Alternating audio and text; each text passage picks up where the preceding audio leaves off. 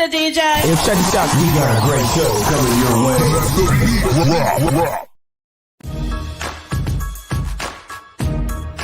From the ECSI Sports Studios, it's the Midday Market Report with Jeff Dawson.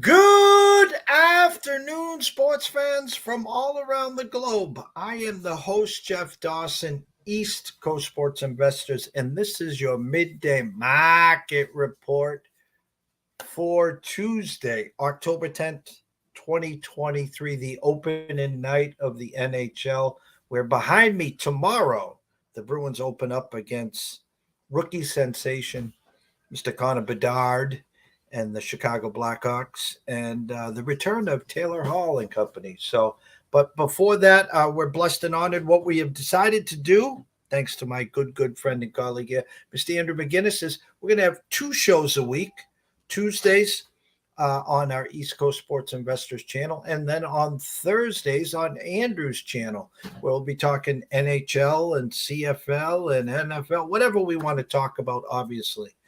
Shout out to the guys behind the desk and glass here, Joseph Shea, Evan Lewis, Alou, Bennett, Cade Horton. Shout out to our new sponsor and partnership with WagerWire. If you have not gone to download the app, please do in your app store. It's free. Link up to all the affiliate deals. There's a million sports books and promos there. If you're looking to maybe make some extra cash, go to affiliate at WagerWire, reach out to them, and they can get you set up there. A lot of exciting stuff coming soon with our partnership there. But today it's about the NHL. 1, 2, 3 games on the ice. So without further ado, let's bring him in, the one and only Mr. Andrew McInnis. Afternoon, Andrew. Good afternoon. Let the games begin. I've been talking about hockey for way too long, and now I'm looking forward to the real stuff beginning. Jeff, the preseason was fun for research purposes and getting into it, but I'm ready for the real thing. How you doing?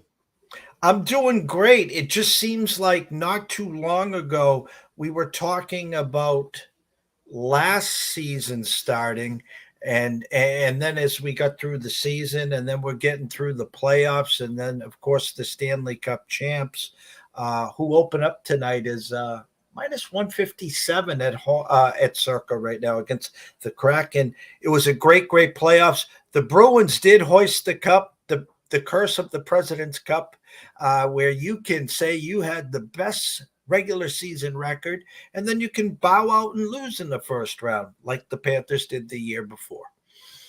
It's amazing how it continues to happen. I mean, if I'm in the Eastern Conference, I don't even want that to happen to me. I don't even want to win that. I mean, Western Conference as well, but it truly is interesting to see. And obviously in the NHL, as you know, there's no load management, so to speak, like they have seen in the NBA. But maybe that does have something to do with the fact that those teams are winning so many games. They're running the score up. They're having players play so many games that once it comes down to the first round of the playoffs, they're not ready. And we've certainly seen that. But I'll tell you, the Bruins division, Atlantic division, is going to be a bloodbath this year. Does not bode well for my Montreal Canadiens. The fact that division is probably one of the best divisions in the league. But I'm super excited, and I feel like there's going to be some really good spots to bet on this year in that division. We talked. We've had some shows leading up to opening night tonight. Last week, I think it was last week. The injury to Vasilevsky, for the Tampa Bay Lightning, and we have talked that we think that the Lightning are getting a little long in tooth. Every year, I want to just write them off, and every year they're right there in the playoffs and in the thorn of someone's ass. What's your initial thoughts of the Lightning? I talked to you behind stage, their goalie starting tonight, and will this be a big loss for them, or as we were just saying, hey, 2-3 months without Vasilevsky, that's only means he's going to be fresh for the playoffs. I mean, they could probably use it, and he could probably use the rest as well. I mean, with how much he's been going, I think it might have been a good thing for him to get knocked out of the playoffs last year by the Maple Leafs, just to get that rest, get his surgery, and get rested. But here's the thing. People don't give enough credit, I think, to John Cooper, the head coach of the Tampa Bay Lightning. I think he's great with his matchups. I think he's great with his line pairings. I think he's a little bit cocky, which is not really always a bad thing for a coach. He's very confident in his group. But now we're really going to see what kind of coach he is, dealing with guys like Killorn being gone, even a guy like Patrick Maroon, who was with the team for a handful of years. And you look at the guys that they've lost over the years, even a guy like Andre Palat, like losing him and just losing those little key pieces. That to me is the biggest difference for this team. Looking down their lineup now, there's a couple guys like Connor Sheary, Tyler Mott, Luke Glendening making their debuts as Tampa Bay Lightning players. Nobody can take away from Kucherov, Stamkos, Braden Point, what they bring to the table. Jeff, I think you and I know every year what they bring to the table. But what's never been talked about enough, in my opinion, is about the supporting cast that's always been there for the Tampa Bay Lightning. They don't have that as much anymore, and I'm curious to see how they can rally around that. On the defensive side of things, Hedman, they've got Radish, Sergachev, Chernak there. I think their defense is a little bit weaker, but I feel like they're going to play as a collective. I think Jonas Johansson is still a great goaltender. People are going to be betting against Tampa, I think, for the first time in a long time. They're going to be a popular bet against, where people love to bet dogs against them. And what I really think is going to happen, Jeff, is that we're going to get just good prices on them on the money line or team totals and things like that. But one play that I have circled for tonight, and keep in mind for everybody watching, the NHL staggered their games this tonight. We've got an early game. I believe it's 5:30 Eastern time, Tampa, Nashville. Then you've got the Bedard show with Bedard and Crosby, and then it's the nightcap with the banner ceremony for the Vegas Golden Knights. They wanted us to be able to watch every game. I like Jonas Johansson over 26.5 saves. The defense might not be as strong this year for Tampa, but that number is very, very low. I think Nashville's going to have lots of shots on goal. And I know you didn't ask me particularly about this game. I'm kind of going on a ramble here, but I think Johansson is going to be an underrated pickup in addition to this team. When would we ever see 26.5 saves for Vasilevsky? I think that number would always be higher no matter who they're playing. I think the defense will allow some shots, and Johansson will have to stand tall. So some games you love a side or total, and some games you like a goalie prop. I'm curious to see it. And if I keep getting numbers like this, Jeff, I got a feeling this could be one I'll be betting more than one time.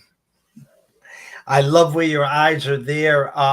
My opening number was Lightning minus 166. You could get the Preds at plus 145 with a 6.5.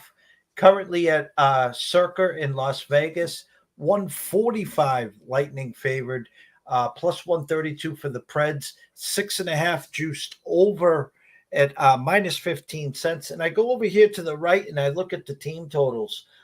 As we are speaking, Nashville is now 2.5 over juiced minus 150. And Tampa team total now is 3.5 juiced under minus 115. It was 120. So maybe, as we talked backstage, you don't want to lay the price with Tampa, but you like Tampa here, and we don't like to give out big numbers. We don't like to use the puck lines. We don't like to use in regulations. Can I actually get Tampa even money to get to 4, or am I asking too much today? Initially, I liked the under in this game, Jeff, but the more and more I look at it, this has been one of those games all day long, and yesterday, the day prior, where the game almost comes to you and you're looking at it, and sometimes it's a good thing, sometimes it's a bad. It's like locking in an NFL play at an hour before kickoff. You either have a really good play, you're excited to get in last minute, or it doesn't work out very well. But you got Ryan O'Reilly filling in. He jumps in right to the first line for the Nashville Predators. He's a Canadian-born player from the Toronto area, I believe, and he said, I don't know if I like playing in that Toronto market. He likes country music. Boom. They sent him to Nashville. Here he goes. He signs with the Nashville Predators. Cody Glass, second liner, Gustav Nyquist. The coaching quotes I've seen from Nashville are, we want to play faster. We want to play with more speed. But when I look around this lineup, where is it? Where is the speed? I'm not really seeing it. So I don't really understand the public love towards Nashville. I could be wrong. This, to me, almost has that feeling of, how when people were looking to fade Tampa Bay, over the past few years, it was because they were coming off big playoff pushes.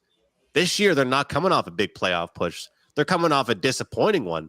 So if anything, I feel like this is the time to look at them. I'm kind of pulling the Uno reverse card on people that are they're making up all these excuses for Tampa Bay to come out flat. I feel like, if anything, they might come out strong and then get flat as the season moves on. So I like your eyes there. And let's be real, that's not really a price that we see very often at 3.5. And I'm expecting a big game out of guys like Anthony Cirelli, Hagel. There's just key players that are just no longer there anymore with this Tampa Bay Lightning team, and it's about who's going to be the next man up to step things up. If you don't get a goal or one or two from that big four, though, that's worrisome, because I feel like right now Tampa Bay looks really top heavy. But at plus 100, close to that, I think I would take that with you right there over 3.5 team total goals for the Tampa Bay Lightning. At 8:07, Blackhawks travel to Pittsburgh. Nothing but firepower, of course, in this game. My true number was 6.5 with the Penguins minus 240. You could have grabbed the Blackhawks at plus 199. Currently at circa Pittsburgh up to 250. And you can get the Blackhawks at plus 224. 6.5 juiced over minus 25 cents. I've seen the props out there. Connor Bedard to score a goal, plus 150, plus 160. I think his true number for the season was 35.5, if I remember correctly. We want to say first 1 to 4 wins this game 4-3. That's too easy. What do your eyes see in this game, Andrew? My eyes tell me that there's going to be a lot of revenge on the mind of the Pittsburgh Penguins. This is a team that underachieved last year, missed the playoffs, and a big part of the reason why they missed the playoffs, the Chicago Blackhawks. Now they get to play them in the first game. Everyone keeps saying, Pittsburgh is done with, their run is over. Well, if you compare them to the Washington Capitals, which team has looked more satisfied with their Stanley Cup in the past? I feel like it's Washington. Ovechkin's been drinking Heineken's, every night ever since he won his Stanley Cup. I don't think that's the same thing goes towards a lot of the Pittsburgh Penguins player. And Ovechkin's still been great, obviously, all jokes aside, but I feel like they haven't been very aggressive in the free agent market. Pittsburgh goes out and signs Riley Smith from the Vegas Golden Knights. They couldn't keep him. They couldn't afford him. Oh, yeah, another guy, Erik Karlsson, the Norris Trophy winner. I mean, the guy that's great on both ends, defensively and offensively. So now they have Chris Letang and Erik Karlsson, two generational defensemen, pretty much from the same era, which is unbelievable that they're now on the exact same team. Jake Gensel, he was expected to miss the first 3 weeks of the season, Jeff. He's back tonight. I saw the official report before hopping on here with you. So you've got Gensel, you've got Crosby, you've got Rust, you've got Malkin, you've got Riley Smith, you've got all these guys, and then you throw in Lars Eller and some other guys, and then the offensive firepower. I just think it'll be too much for the Blackhawks, and I get it. That's not really the hottest take I'm making here, but when you look at the Blackhawks, I think that they're going to be a team we can make some money on. With their team totals in a few weeks' time, because they're going to score some goals, but they're definitely going to get scored on. Bad teams need to have good goalies. You need to have a goalie that can bail you out. Who knows better than that than a Montreal Canadian fan with Carey Price, okay? who knows what my childhood would have been like without Carey Price being there to stop a lot of big shots there. Peter Mrazek isn't the answer. There's just not that deep of a roster there for the Blackhawks. So you can get the minus 140 in regulation. You can get the minus 155 team total, or the puck line at like, what's the current number? Minus 1.5 plus 105. So you kind of pick your poison, kind of what you're interested in. Or you can say this: the Blackhawks might get 1 or 2, 3 if you're lucky, and the Penguins don't really have any defensive defensemen. That's the one problem with them. Ryan Graves, Carlson, Letang, every one of those guys, it's almost like their dream is to be a forward. They love going into the rush, and if that happens, I wouldn't be shocked to see Chicago score a few. But my personal outlook on it is just the team total. It's a little bit chalky, but guess what? If these teams play in December, I think that team total is a higher price. So that's, I think, the actual way of looking at value is if I think that if Pittsburgh played Chicago in 2 months and that number is minus 170 at 155, I'm satisfied with it. So despite what happens, I think the puck line's a good play, but I'm going to rock with the team total, just root on one team. And quickly, as far as props, I like looking at Taylor Hall at plus 130, 140 over 2.5 shots on goal. I might take a look at the under 2.5 for Connor Bedard. It's gotten too crazy at DraftKings. I might have to be a contrarian here. That number went from 140, 150, 160, 170. I'm even seeing like 190 on this guy over 2.5 shots on goal. He's going to be facing the number one, the best defensive pairing every single night. It's not going to be easy for him, Jeff. I don't know. I think he's going to be more of a playmaker, actually, than he will be a goal scorer. And just real quick before I throw it back to you, the Vegas Golden Knights will play against the Blackhawks in a week's time. The Boston Bruins will play host tomorrow at TD Garden to the Blackhawks. You've got the Maple Leafs next Monday playing the Blackhawks. What a start to a career for Connor Bedard to play those handful of teams. Not easy.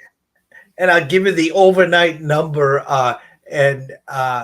Bruins as high as minus 320 tomorrow night. You can grab some Blackhawks plus 267 is the highest that I'm seeing.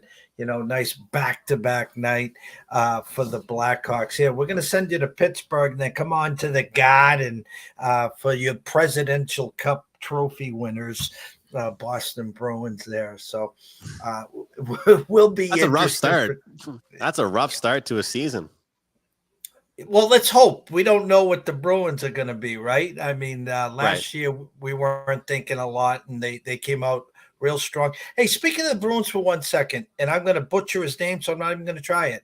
The new up-and-coming 18, 19-year-old starts with a P. Poirier or for the Bruins. What's his name? I'm always bad with it too. Hold on. Where is he? Is the S? Do you pronounce the S? Is it Poitras? Poitras? I can't pronounce it. Something like that. I don't know. That's a typical European hockey name right there. But what did Brad Marchand say? He could be like the next Mitch Marner. So I don't know. I mean, they're throwing out some big quotes about this guy. Yeah, and locally, we haven't had this this young up-and-coming star that offensively, I mean, we had Charlie. Charlie played at BU, and then we knew what he was going to be and what he's becoming, but we haven't had that scoring, here comes Connor Bedard, and I'm not calling this kid, obviously, Connor Bedard or Gretzky or anything, but there is an actual buzz, and there are people talking about this kid could actually be the real deal. That's what they need. That's what the Bruins are missing. Everyone's always talked about the big three. Obviously, Bergeron's now gone. When you see Van Riemsdyk, Zacha, and Pastrnak, does that intimidate you? No. That's not that scary. It's it's veterans though, and that's one positive thing the Bruins have going for them is that they have a lot of guys that have been there, done that. DeBrusk has to take a big step up this year, and we'll see. I mean, We'll call him Matthew for now. We'll try and learn his pronunciation for his last name. But the fact that they're sticking him on the third line center, that's sometimes where hockey games are won. I mean, look at Matthew Nyes for the Maple Leafs. I'll tell you one play I've locked in right now is Matthew Nyes to score 20-plus goals at plus 164. That's not an official client play, but I've kind of talked about it on a few videos. Players like that are young, up and coming, and they're on that third line. Think about it. This guy we're talking about is in the shadow of Marchand and Pasternak, and you've got Matthew Nyes under the shadow of Marner and Matthews. It's not bad, for asking a player like Nyes to get 20-plus goals. We shall see. We shall see. Tickets are not hard to come by. Let's just say very expensive for tomorrow night's home opener there. The nightcap, 10:37. I'll even throw in the rotation numbers 65 and 66. The Seattle Kraken traveled to the Fortress on the Strip at T-Mobile to face the Vegas Golden Knights. My overnight number was Vegas minus 170, Seattle plus 148 with a flat 6. Right now it's circa the Knights minus 157, the Kraken plus 143, the under over 6 minus 115. And oh, by the way, shout out to Marty Lowe. Apologies, Marty. Marty says hello to myself and Andrew. Big win, Marty, by the Roll Tide at A&M. Now you got Arkansas this week. So your season's still alive with the one loss. A loss on Saturday would have crushed it. So unlike LSU, whose season's over, congrats. Big win there. We know the Seattle Kraken and the amazing run that they had in the playoffs. Obviously, the Knights hoist the cup. That number at 170, I'm usually real good with this, and I'll just say this. Everyone buying the steak of the sizzle, meaning banner raising, ring ceremony, yet the number went from 170 down to 157, but I'll just be the contrarian here, Andrew. That number only could go one way, and that is down. So thoughts on the last game of the night? I couldn't agree more. It's one of those situations where every sport, people love to fade the team coming off that win. And I feel like this kind of makes sense. Let's be honest. They've been doing their ring dinner. They had, the entire team in a suite at the Vegas Raiders game, Monday Night Football against my Packers.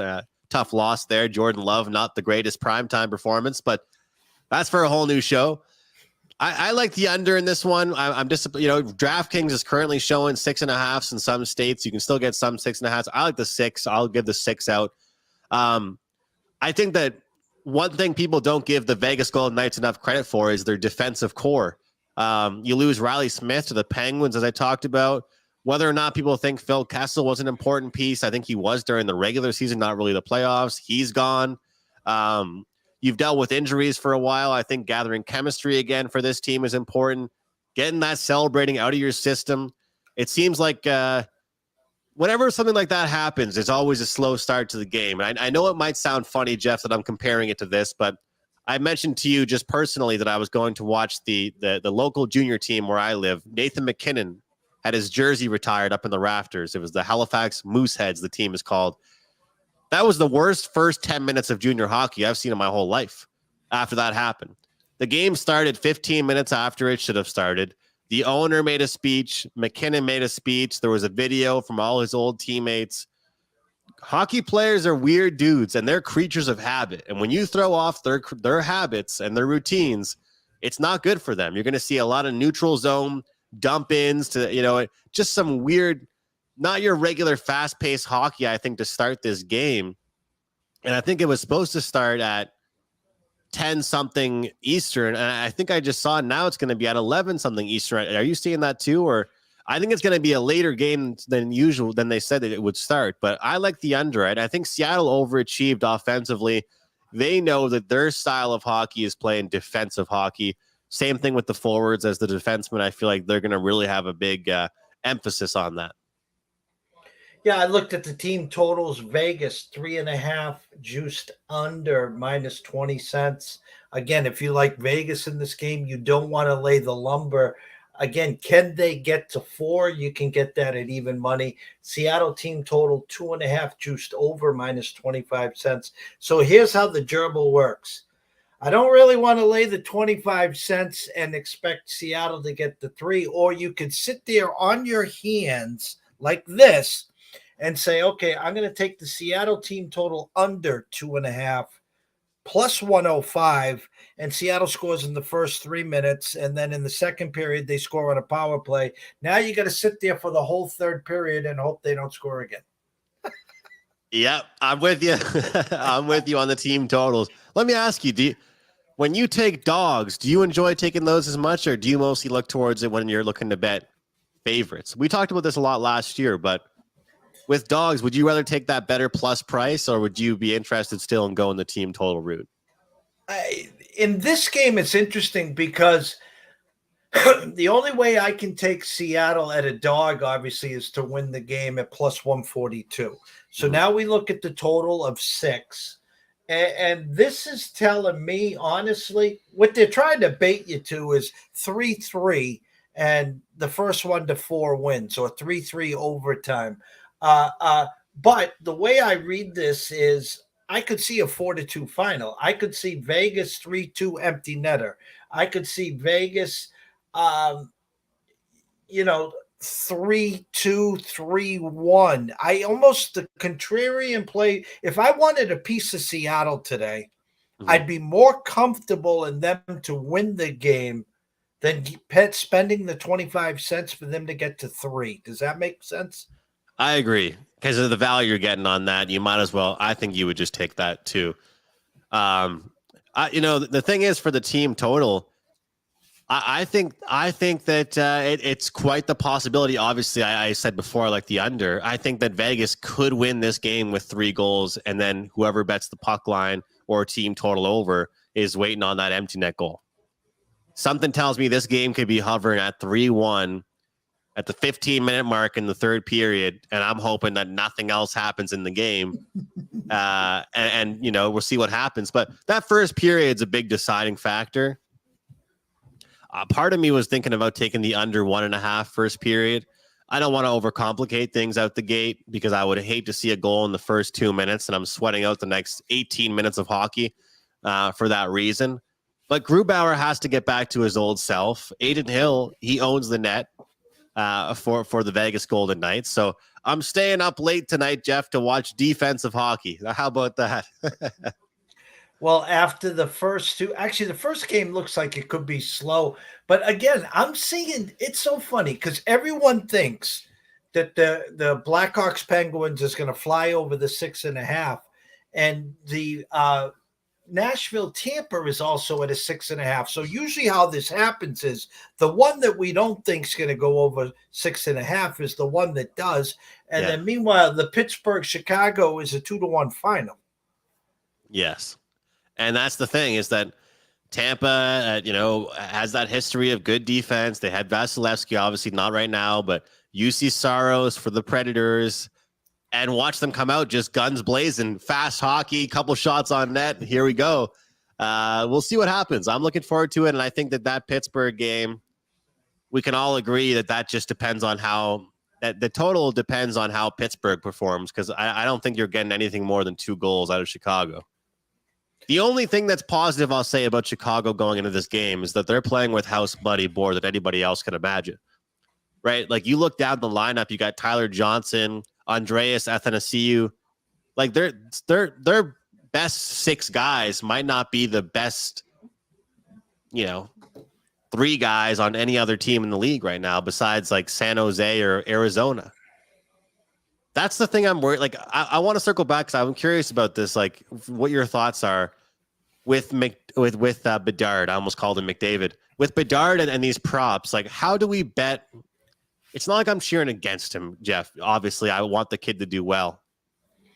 How do we find ways to bet against him early on in the season?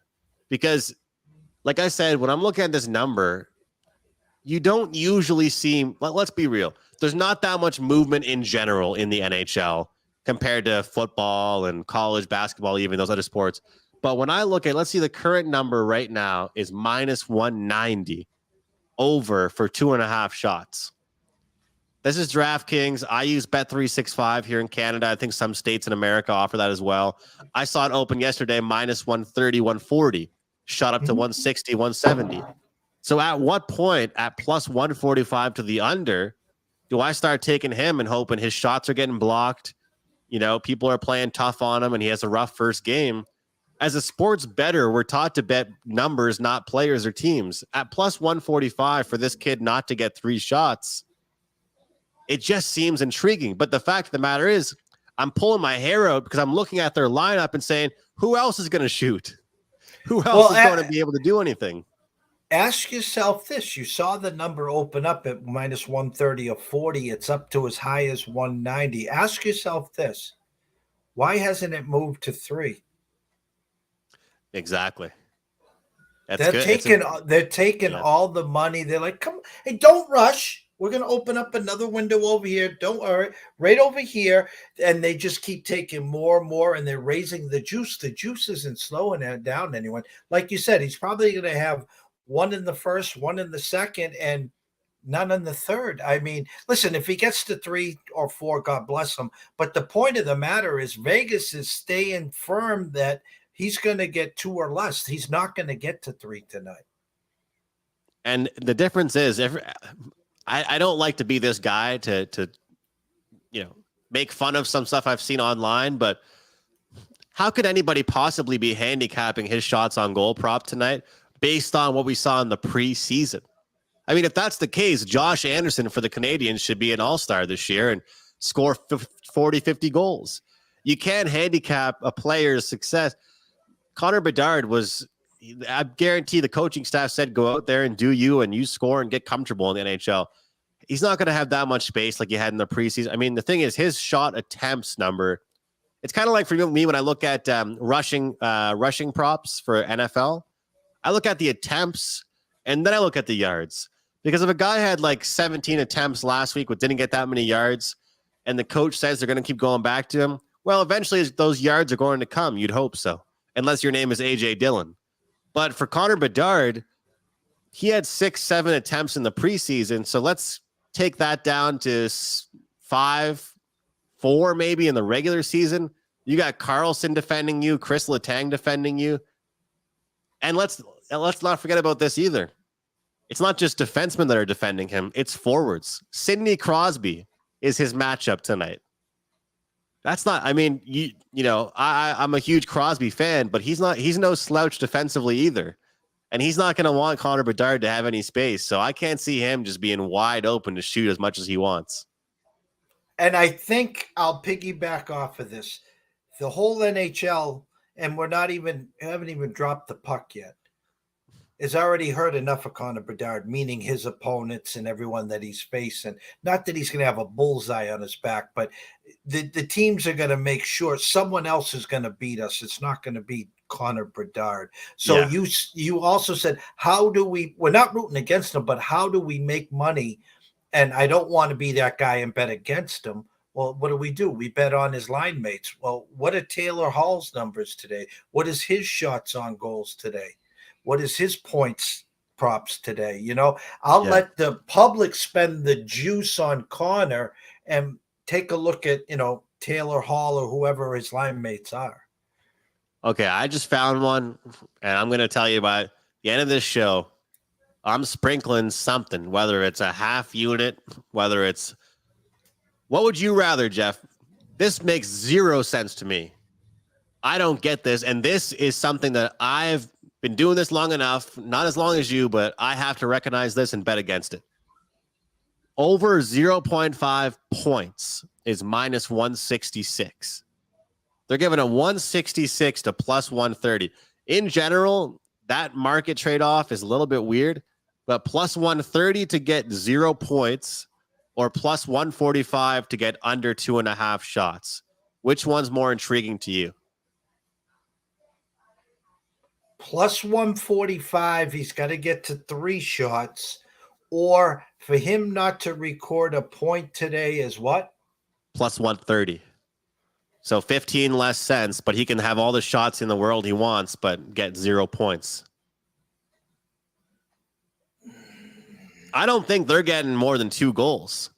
So if you take the under 0.5 plus 130, because the only thing that worries me about the player shots is that if they get 4 or 5 power plays and the Penguins take stupid power plays or penalties, he's getting 2 or 3 alone on the power play. Like you said it yourself, Jeff, nobody's talking about Taylor Radish. No one's talking about Tyler Johnson. Nobody's talking about Athanasiou or Taylor Hall. I mean, put it this way. Athanasiou's prop is plus 130 to get a point. And you've got the rookie that everyone's got their eyes on at minus 165 to get a point. I'll take the doesn't get a point tonight plus the 135. I like that one better, I think, because that way he could go get all these shots he wants. And let's be honest, they might not all be the best shots. They might just be here, get some confidence going, get it on net. Nobody else is doing it. And then you still have to score. And if we're thinking they're going to only score 2 goals, that's a lot of juice to pay for. Like mathematically, it just doesn't make any sense to me. 165 for them to have 2 goals and one of them for him to be in on a point. I'll be Mr. Contrarian. When he played for Team Canada, I was cheering my hearts out for him, but now I'll be cheering against them. Before we wrap this up, Andrew, we talked backstage about the futures market and how much it's changed. When ECSI debuted on January 1st, 2015, we would go in depth when season started, team under-overs, conference winners, who makes it to the Stanley Cup, the World Series, yada, yada, yada. But in today's world, the market changes game by game, day by day, week by week. So we don't run to that window unless you really want to tie up your money for 6, 7, 8 months, however long the season is, of course. Or secondly, and this is the big point, you can get certain numbers on certain teams throughout the year. If you like I'll go on record right here, guys. I think Carolina, the Stars will finally align. I think they win the East this year. I don't have to go run to the window and buy that today, and so they can hold my money till June because, excuse me, I can get that same number for the most part unless they go on a ridiculous run like the Bruins did to start the year. Talk about the bounce back on the Colorado Avs out west. Sneaky teams that I like. I like the Rangers in the East. And out west, even though I was going to say someone's name and I just had to bite my tongue. The Flames, intriguing because of last year's number, where they were and how they played. If they got off to a fast start, you talked backstage about the Kings. But before we wrap this up, talk about the East, talk about the West, maybe a future for all the watching people and listeners that might have a nice little value today, some pizza and beer money or whatever, one out East, one out West, a future that you like to give out right now. I have a hand. Okay, here's one I really like. Dallas Stars to win the Central Division at plus 170. I'm a big fan of the Avalanche, don't get me wrong, but I think that this is going to be a great year, and the value as far as that Central Division, I think, is really there with the Dallas Stars. They've got a great mixture of veteran players, but also younger players like Rupe Hintz and Jason Robertson ready to take that next step. In that same division, I like the Jets under 91.5 points. They just signed Hellebuck and Mark Scheifele until they're both like 37 or 38. I don't know what they were thinking with those signings, but to me, those weren't very solid. In the Pacific Division, LA Kings to win the Stanley Cup 22-1. I like the Edmonton Oilers, Jeff, but at that 22-1, I'm sure it's different prices everywhere, but that price to me is too good to be true. Looking at their center depth is so good they had to get Quentin Byfield to move to left winger. When you've got too many good centers, that's always a good thing to be able to move guys around out to the wing. 22-1. I think the LA Kings, there's a really good price there on that one. A player prop from that division. Elias Pettersson over 98.5 points. if anyone's looking for a season log prop to go with, I think Pettersson's in for a great year. The Canucks have dealt with a lot of stuff past few years, changing coaches, players moving around, JT Miller, Bo Horvat. There's been a lot of drama. Pettersson, I think, is ready for that next step. The Metro Division, Islanders under 91.5 points. Islanders missed the playoffs minus 140. Panarin over 28.5 goals. And Devils win the Eastern Conference plus 550. And the last, but certainly not least, the big boy division, as I like to say, the Atlantic Division, Lightning under 100.5 points. Boston misses the playoffs. Take number 2 for me this year, plus 210. Matthew Nyes to score 20 plus goals, plus 150. And the Florida Panthers to win the Atlantic Division, plus 500. Amazing stuff as always. A lot to grasp on there. Anyone came on too late, anyone that missed any of these nuggets, go over to our YouTube station at East Coast Sports Investor. Subscribe. It's free. And you can obviously watch this show in replay there. Andrew, this is Christmas Day for you. I know that. And of course, Thanksgiving was yesterday. So what better to go from Thanksgiving and pumpkin pie to the start of the NHL? Everyone knows where to find you, of course, at McInnis Picks at Wager Talk. But as we always like to do, Andrew, and close, tell them what you got for them at Wager Talk. Well, I really appreciate it as always, Jeff. Look forward to chatting with you again. Some CFL and also NHL and picking your brain about college football and some team totals. I'll have some questions ready for you this time around over on my YouTube. I'm going to try and grow that channel a little bit. As you can see on the screen below, we got the $4.99 deal for the full season. But the best deal going right now at Wager Talk is the $49 for 1 week of NHL. First 25 people get 2 extra days, so that makes it 9 days for $49. So one regular best bet at Wager Talk goes for $25. You can get every NHL play that I put out next 7 days for $49. That's it for me, Jeff. I appreciate it. Let's make some money tonight. Let's cash some tickets to start off the season. I can't wait. And again, I love how the NHL has staggered the games, and then in between you got 2 baseball games, and there's even 3 college football games. So a Tuesday on October 10th, and who figured college football, NHL, and MLB playoffs. So what a night. Everyone. What a night. Amazing. Thanks to all that watched and listened. 5 o'clock, give or take a few minutes, myself and Riley Magnuson will be back with the closing bell. And then at 7 o'clock, myself and Scott Webb will talk some MLB playoffs. Thank you guys so much. For myself, Jeff Dawson at EC Sports Invest, the one, the only, Mr. Andrew McInnis of McInnis Picks at Wager Talk. Everyone, ring the bell. Enjoy the Zamboni's back, and let's cash some tickets.